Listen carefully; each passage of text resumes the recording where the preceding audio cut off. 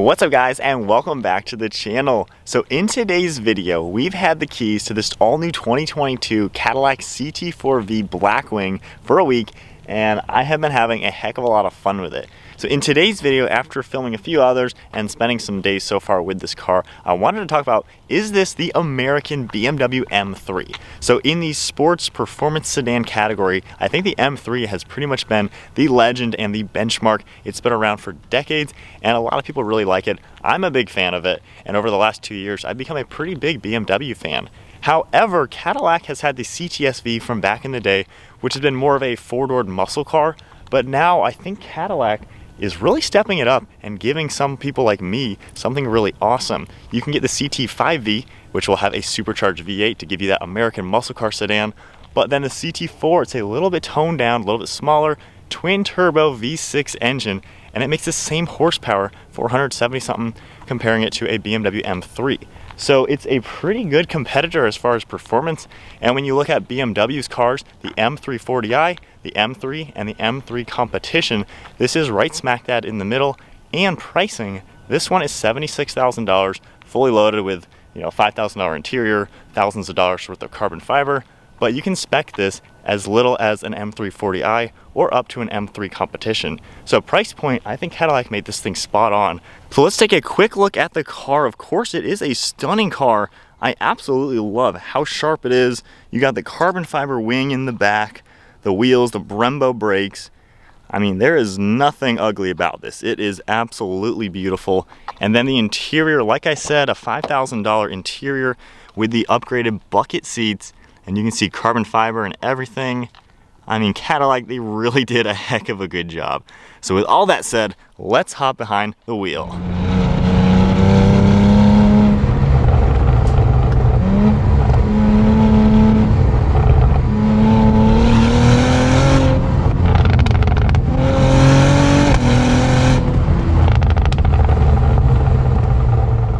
So then to go over a few specs before we drive the car, this car weighs around 3,900 pounds, which is identical to the M3s and the M340i. 0 to 60 is 3.8 seconds with the auto and 3.9 with the manual, and you can get all-wheel drive or rear-wheel drive. When you look at the M3s, 0 to 60 ranges from 3.4 to 3.8, so obviously the M3 Competition with 503 horsepower and all-wheel drive is a little quicker than this, but the normal M3 rear-wheel drive, manual or automatic, is right in par with this. The M340i has 382 horsepower, so it's down almost 100, and the 0 to 60 time can range from 4.1 to 4.4. So this car is right in line, kind of a happy medium between the two, and yet, depending on how you spec this, it can be M340 money or M3 Competition money. So when you look at the pricing, I feel like Cadillac did a good job pricing this really well, because a lot of people may want the M3, but it might be a little bit out of their budget, but the M340 is not quite a performance car enough for them. This car, you don't need to get these seats and all of the carbon fiber, but you can get all of the performance, rear-wheel drive, and a stick shift. You basically get the $60,000 version of this, and yet you have all of the same performance and power. So I feel like they really priced this to be perfect, and when you look at everything, the way it looks and the way we're going to find out how this thing drives, this is a really, really nice car. Everything in it feels super premium. It feels like a luxury brand. It's a Cadillac. It has to be a very nice vehicle. It's not just a four-door Chevrolet with some logos and a big engine. So I think they really did do a good job. So we have all sorts of driving modes, and when you look at the BMWs, they have all sorts of driving modes as well. A big plus with this, you have a really nice configurable gauge cluster. Not everybody likes how the BMWs are pretty simple, and you really can only see two different things. You can get the navigation screen that pops up in them as well, but this one I think has a lot more to show, and a lot of people seem to like that, especially with the comments.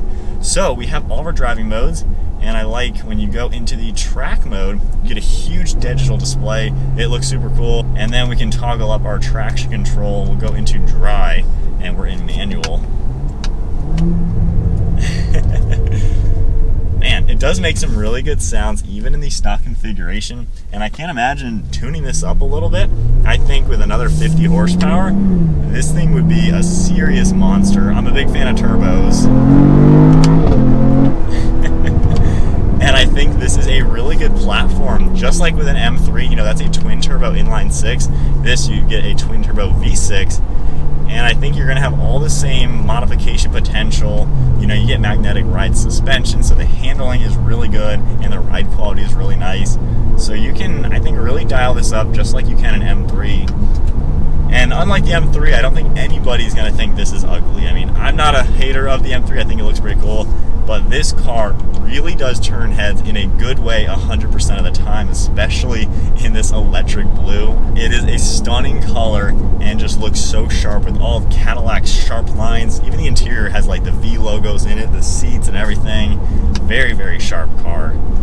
So as far as the fun factor goes, because you're buying this because, you know, you want a fun performance sedan, it is a heck of a lot of fun. I've had a lot of fun in it already. I burned a quarter tank of gas in less than a day.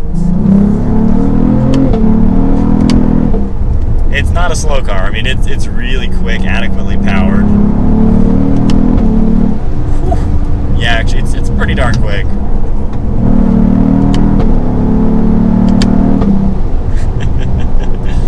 Man, I think they did a good job giving you a good balance, and that's what I think buyers want when you're looking at a performance sedan. It's supposed to be a daily driver. Obviously, you got the 4 seats, actually a 5-seater car. You got the big trunk. It's a very usable car that you can use every day, going to work and back, hauling kids around, hauling your friends, hauling your stuff, whatever you need. So with this car, it needs to have that balance, that fine balance of performance and practicality. And with it, I think you really do get such a good blend. You get the luxuries and the refinements of a Cadillac, and same with an M3. It's a luxury brand, obviously. And then you get the performance, the V stuff that makes this car what it is. Just like on an M3, the M aspect gives it that performance.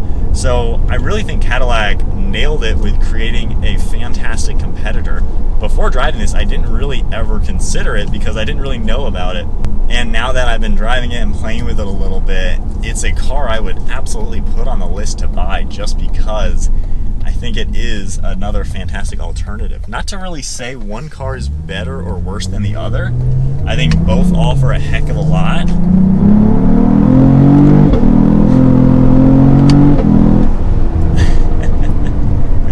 I mean, I'm smiling the whole time I'm driving. I think that kind of says a lot about it.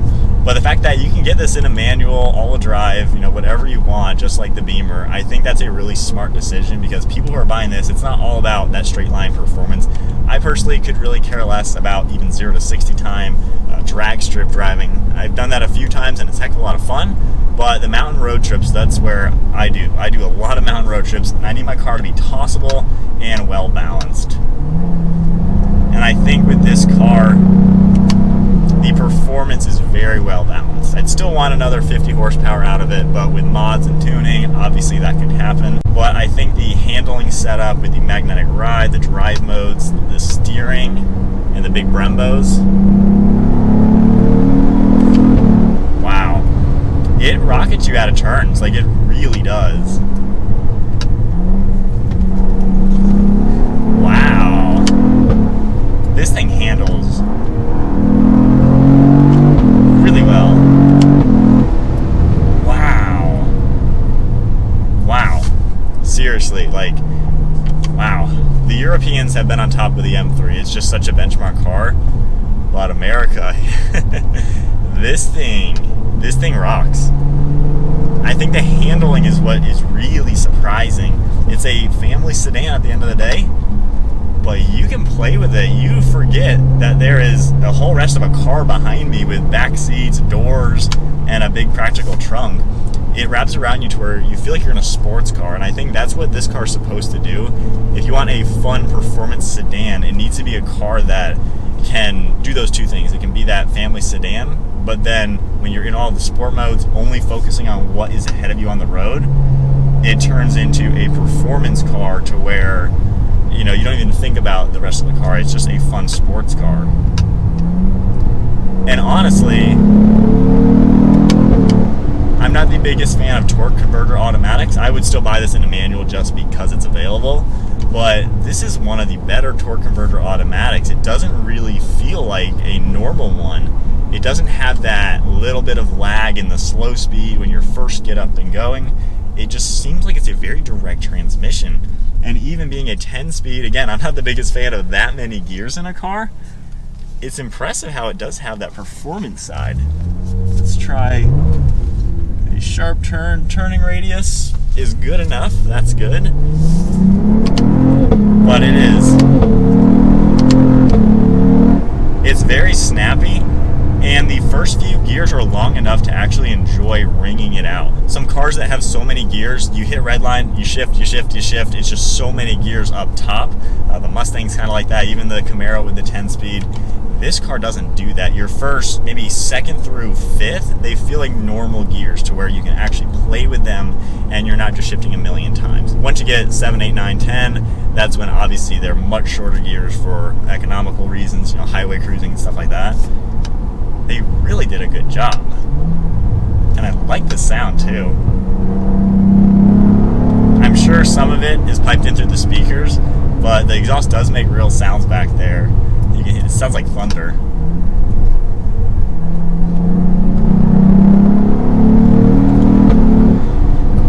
So comment below, is Cadillac on your list for that ultimate daily drivable performance sedan? It is absolutely on my list, and I would really have to sit down with both of the cars. Let's just say this one, the M3, the M5, and the CT4-V Blackwing, and really pick them all apart to figure out which one I would buy. I don't think under first impressions you could say there's a better or worse car. This is fantastic. Man. Genuinely unimpressive car. I sound like a broken record at this point. But wow. Alright, well I think that is then about it. Talking about, is the CT4-V Blackwing the American version of a BMW M3? Absolutely. The numbers are there, the 0 to 60, the horsepower. The pricing I think is better than what the two BMWs offer with the M340 and the M3. I think this gives you a better broad spectrum of the price point to where you can get the performance without going overboard with extra things that you may not want. I don't think I would spec this fully loaded because at that money an M3 competition is faster, but I think low 70s, high 60s, I think that's where the sweet spot with this car is, and I think they just did a heck of a good job. I'm liking this car too much, honestly. I don't want to give it back at the end of the week. Anyway, so that is now the end of today's video. Hope you guys enjoyed it. If you did, be sure to give it a thumbs up and hit that subscribe button to stay tuned for plenty more content. And check out all the other CT4-V Blackwing videos down in the description. We filmed quite a few with this car, so definitely check them out. So that is it, guys. I will see you in the next video.